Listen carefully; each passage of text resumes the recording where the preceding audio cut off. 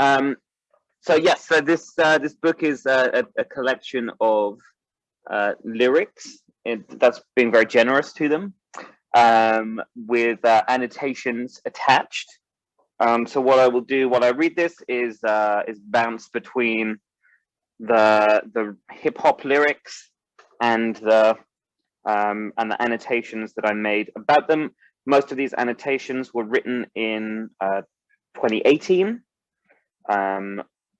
around sort of the most of these were written sort of in the autumn of 2018, and then a few more were written in 2020, so right in the middle of the pandemic. I think most of the annotations on this song are from that earlier period, so there won't be any. It will be blissfully free of references to pandemics, lockdowns, and all the other stuff that we've gotten used to over the last almost 2 years. So I'm going to read about a song called YouTube Celebrity, subtitle I'll Never Be a, which is on page 35 of the book. The book also has QR codes linking to the YouTube videos of all of the pieces, or SoundCloud accounts, etc., depending on where they're available. And according to my notes, this song was uploaded on February the 24th, 2013. Great. I'm gonna speak them slowly, I think, rather than rap things. We'll see how it goes. See how many annotations I need to jump out to do. The annotations don't rhyme. They're not in couplets, as the majority of the lyrics are, which probably should have made the effort to do that. So the lyrics are: all I ever wanted to be was a minor YouTube celebrity.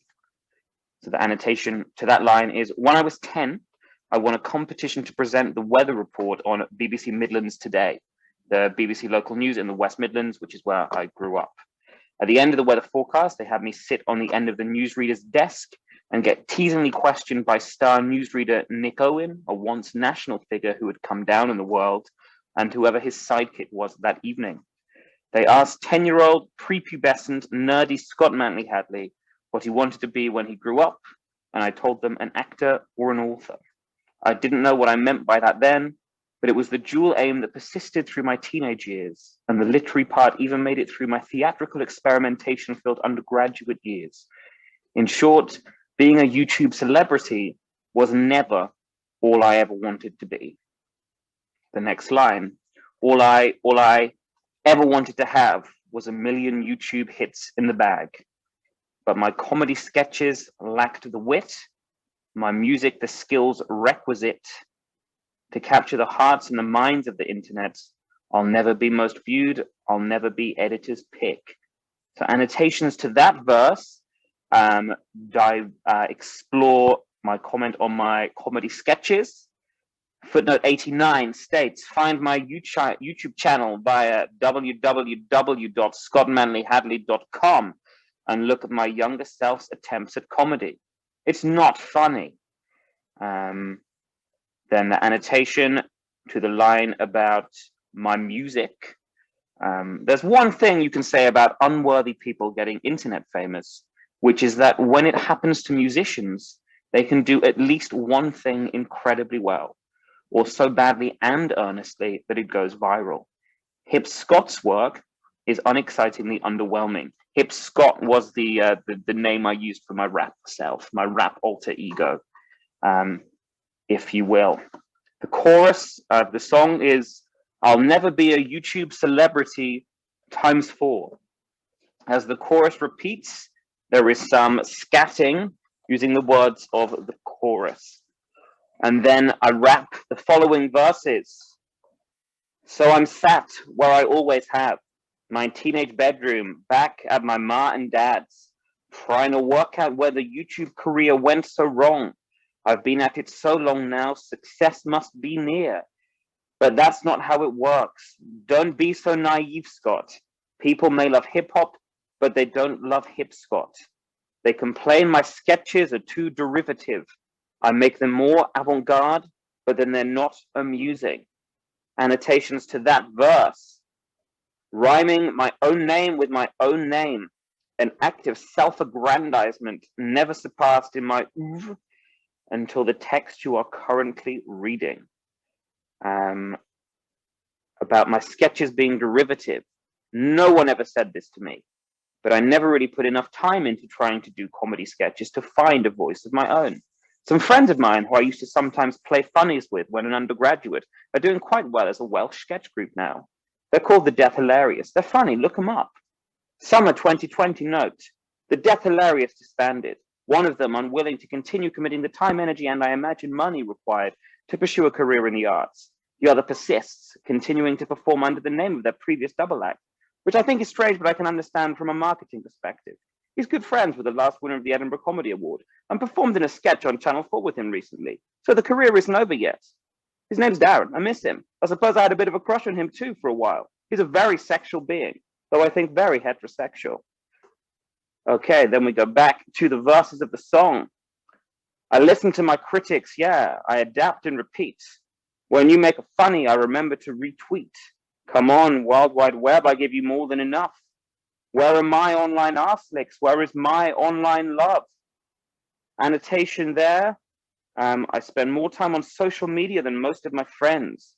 This used to be because I was depressed and alone, but now it's because I don't really have a proper job.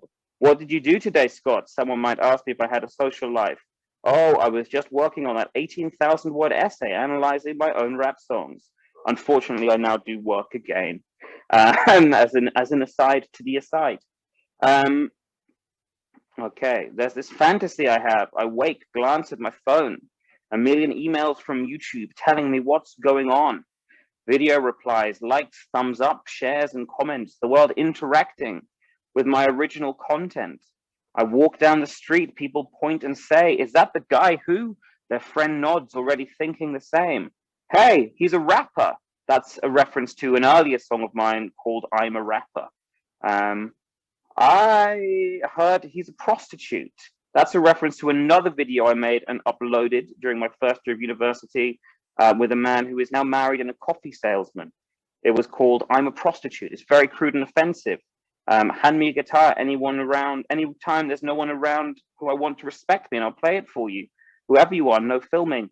Again, aside to an aside, I don't think I would do that anymore. Time has changed since 2018.